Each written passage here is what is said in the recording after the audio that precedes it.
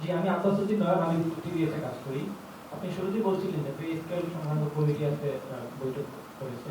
তো সেখানে কোনো আলোচনা, সিদ্ধান্ত বা সুপারিশ এ ধরনের কিছু এসেছে? না, এটা তো প্রথম মিটিং ছিল, সেই জন্য আর পুরোটা আগে তো রিপোর্টটা নিয়ে তারা পুরো রিপোর্টটা দেখেছেন, পর্যালোচনা করেছেন।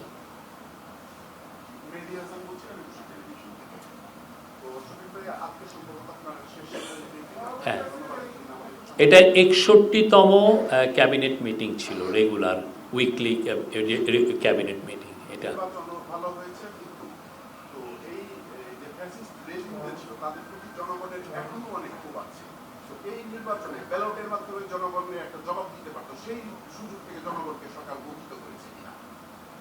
আমরা এটা মনে করি না।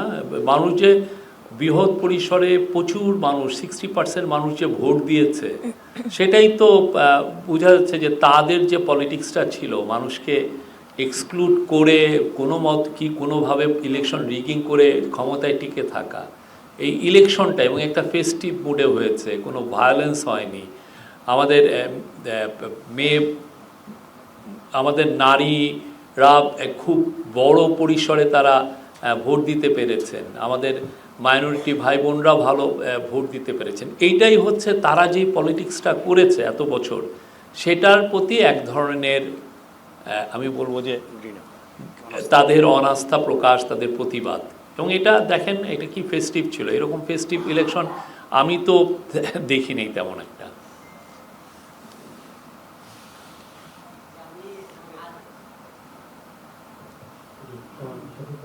আমি আজহার, আমি এখন টিভি রিপোর্টার।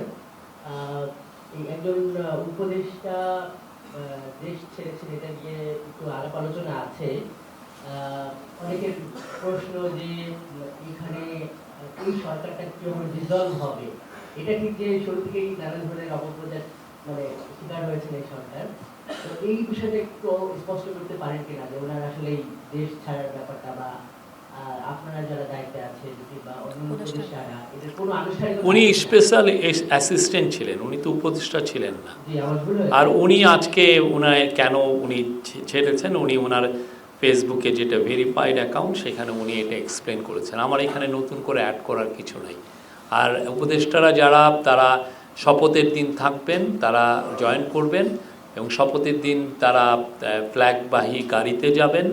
যাওয়ার পরে যখন শপথ অনুষ্ঠিত হয়ে যাবে, আসার সময় তারা ওই গাড়ি তাদেরকে তাদের বাসায় পৌঁছে দিবে, কিন্তু আর ওইখানে আর ফ্ল্যাগ থাকবে না। তারা সবাই দেশেই আছেন, তারা দেশের গর্বিত সন্তান।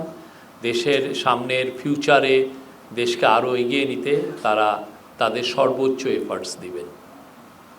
আমি মোহন, আমি 71 টিভিতে কাজ করি এখান থেকে। সেটা হচ্ছে জানতে চাই যে এই শপথ অনুষ্ঠান যেটা হবে, সংসদ সদস্য যেটা পরিষদ হচ্ছে 6 মাস কাজ করবে, সেই জায়গায় আসলে শপথটা কে পড়াবেন প্রথমত? আরেকটা হচ্ছে যে আমরা এতদিন দেখেছি বঙ্গভবনে আসলে মন্ত্রী পরিষদের বই শপথটা হয়, সে দক্ষিণ প্লাজায় হবে। এইটা আসলে কি রাষ্ট্রপতি পড়াবেন নাকি অন্য কেউ পড়াবে? এই যদি একটু এই বিষয়টা আপনি ল অ্যাডভাইজার, উনি তো পার্লামেন্টারি অ্যাফেয়ার্সও দেখেন, উনি এটার উত্তর দিবেন। কে শপথটা পড়াবেন আমি বললাম যে আমরা হয়তো বা কালকের মধ্যে জানবেন আপনারা। Any other question? কই বার? হ্যাঁ, বাংলাদেশের ইতিহাসে এইভাবে 2 দিন মন্ত্রিসভা শপথ গ্রহণের 2 দিন আগে 2 ধরনের এক হচ্ছে এইভাবে কখনো মন্ত্রী পরিষদ সচিব নিয়োগ দেওয়া হয়নি। এই সরকার সেটা 10 বছর পরে একজন কর্মচারীকে এনে মন্ত্রী পরিষদ সচিব নিয়োগ দিয়েছেন চুক্তিভিত্তিক। আবার মন্ত্রী পরিষদ গঠনের 2 দিন আগে তার পদত্যাগ, কি কারণে সেটা তো জাতিকে জানানো উচিত। সরকারের ব্যর্থতা, কেন তিনি থাকতে চাইলেন না? আমি আবারও বলি, আমরা এই নিয়ে আজকে একটা স্টেটমেন্ট দিয়েছি, আপনারা দেখেছেন। উনি বলেছেন উনি ব্যক্তিগত কারণে উনি আসলে ওনার রেজিগনেশন করতে চাচ্ছিলেন। ইলেকশনেরও বেশ কিছুদিন আগে উনি চিফ অ্যাডভাইজারের কাছে এসে দেখা করে এটা উনি জানিয়েছিলেন। চিফ অ্যাডভাইজার বলেছেন যে ইলেকশনের সময় তো ক্যাবিনেট সেক্রেটারি তো মাঠ প্রশাসনের সাথে পুরো মেলবন্ধন করেন, পুরো মাঠ প্রশাসনটা ওনার তত্ত্বাবধানে থাকে। আমরা 2টা খুব ইম্পর্টেন্ট ইলেকশন ইতিহাসের, একটা হচ্ছে ত্রয়োদশ পার্লামেন্টারি ইলেকশন আর একটা হচ্ছে গণভোট। এই 2টা ইলেকশনে যেহেতু মাঠ প্রশাসন কে একটা কোঅর্ডিনেশনের একটা ইস্যু আছে, সেই জন্য চিফ অ্যাডভাইজার তাকে রিকোয়েস্ট করেছিলেন যে আপনি একটু থেকে যান। তারপরে আর সেই ইলেকশনটা যখন খুব সাকসেসফুলি শেষ হলো, তখন উনি এটা তার উনি রেজিগনেশন টেন্ডার করেন।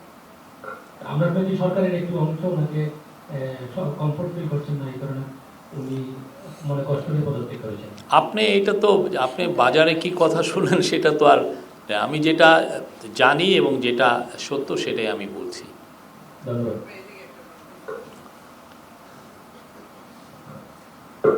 শফিক ভাই, আমি হাবিব সিদ্দিকী, মানব কণ্ঠে কাজ করি। হাত তুলেন ভাই, একটু দেখতেছি না। হ্যাঁ। আমি হাবিব সিদ্দিকী, মানব কণ্ঠে কাজ করি। নির্বাচন নিয়ে সরকারের পক্ষ থেকে তুষ্টতা আমরা দেখেছি যে সরকার জানিয়েছে যে এবং সরকারের প্রধান উপদেষ্টা অত্যন্ত খুশি হয়েছেন যে ভালো একটা নির্বাচন হয়েছে। কিন্তু আমরা জামাতের অধীন যে 11 দলের জোট, তারা কিন্তু আজকে নির্বাচন কমিশনকে স্পেসিফিকভাবে 30টি আসনের ব্যাপারে অভিযোগ করেছেন এবং বিভিন্ন নানাবিধ বিষয়গুলি আসছে। বিশেষ করে নির্বাচনের আগের দিন বস্তাভর্তি বিভিন্ন জায়গায় টাকা দিয়ে ছড়াছড়ি আমরা দেখেছি। সরকারের পক্ষ থেকে এই বিষয়গুলি কি স্পষ্ট করা হয়নি? এই দুষ্টতার পাশাপাশি যদি এই বিষয়গুলিকেও ক্লিয়ার করা হতো তাহলে ভালো হতো। এটা তো ইলেকশন কমিশনের দায়িত্ব। আপনি এই কোশ্চেনটা ইলেকশন কমিশনকে করবেন। ওনারা একটা ইন্ডিপেন্ডেন্ট, একটা কনস্টিটিউশনাল বডি। তারা এই আপনারা দেখেছেন যে এই প্রথমবারের মতো ইলেকশন কমিশনের কোনো কাজে কোনো ধরনের ন্যূনতম ইন্টারফিয়ারেন্স বা ইনফ্লুয়েন্স খাটানো হয়নি এই গভর্নমেন্টের তরফ থেকে। আমি আপনাকে রিকোয়েস্ট করব আপনি ইলেকশন কমিশনকে এই প্রশ্নটা করবেন। আমি ফরক আহমেদ আরিফ, প্রতিদিন উজ্জ্বল আসি। হ্যাঁ, তো আমাদের এই অন্তর্বর্তী সরকারের উপরে অনেক ধরনের প্রত্যাশা ছিল দেশের প্রত্যেকটা মানুষেরই। আসলে এই সরকারটা কতটা সফল হয়েছে আপনারা যদি মূল্যায়ন করেন বিষয়। আরেকটি হলো যে অনেকগুলো অর্ডিন্যান্স এই সরকার পাস করছে, তো আসলে এগুলো সংসদে কি পরিমাণ আসলে আইনে পরিণত হতে পারে আপনাদের? আমরা তো মনে করি যে প্রত্যেকটাই আইনে পরিণত হবে। আমরা জন আকাঙ্ক্ষার একটি সরকার ছিলাম। এটা একটা রেভুলেশনের ফসল এবং রেভুলেশনের আউটকাম। আমরা জনগণকে যারা রেভুলেশন করলেন তাদেরকে রিপ্রেজেন্ট করি।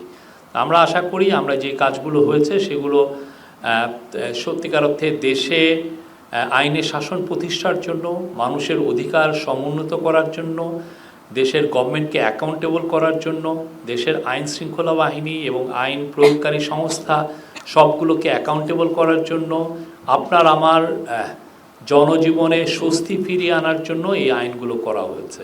দেশের ব্যাংকিং সেক্টর, দেশের ইকোনমি ওইটাকে আরও ভাইব্রেন্ট করার জন্য এই সমস্ত লগুলো করা হয়েছে বা কিছু কিছু ক্ষেত্রে এক্সিকিউটিভ অর্ডার দেওয়া হয়েছে। তো আমরা আশা করছি যে এই লগুলো, এই অর্ডিন্যান্সগুলো যখন পার্লামেন্ট কনভেন করবেন তো এইগুলো পাস হবে। আর আপনি আর একটা বলছেন যে কতটা সফল, এক একজন তো এক এক রকম মনে করে। আমি 30 বছর জার্নালিজম করেছি, তো আমার মনে হয়েছে, এবং আমি 18 মাস এই গভর্নমেন্টকে যতটা ক্লোজলি দেখেছি, আর যেই ধরনের ব্যুরোক্রেসি আমরা পেয়েছি, আর যেই ধরনের একটা ভঙ্গুর অর্থনীতি আমরা পেয়েছি, যেই ধরনের ইনস্টিটিউশন, পুরো সমস্ত ইনস্টিটিউশন ভঙ্গুর ছিল, সেই বিচারে আপনি যদি পুরো এই গভর্নমেন্টের কাজগুলো দেখেন, আপনি প্রত্যেকটা মন্ত্রণালয় ধরে ধরে আপনি দেখবেন। আমি বলছি না যে আপনি একটা দুটো জিনিস দেখবেন, আমি বলবো যে আমার পার্সোনাল অপিনিয়ন এরা 90% সফল।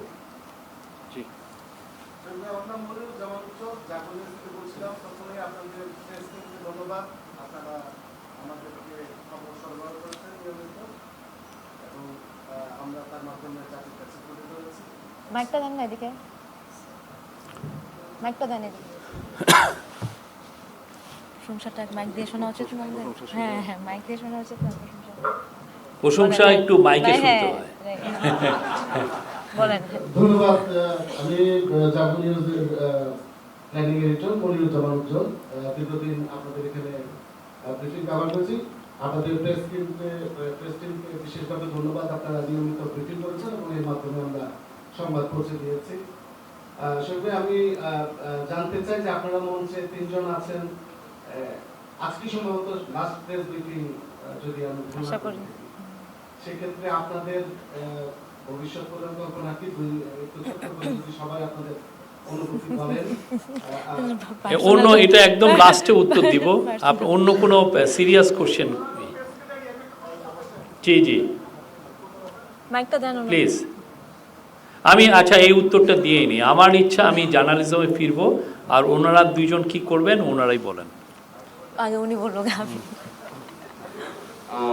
আমার ইচ্ছা আমি জার্নালিজমে ফিরবো।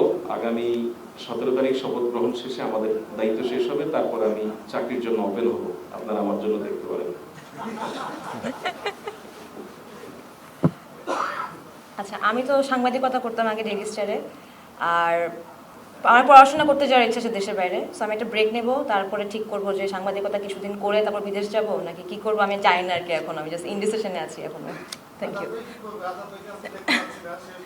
আজাদ ভাই অবশ্যই সাংবাদিকতায় ফিরবে, মানে যা বলেছেন আর কি আমাদেরকে। এখন প্লিজ জিলানি ভাই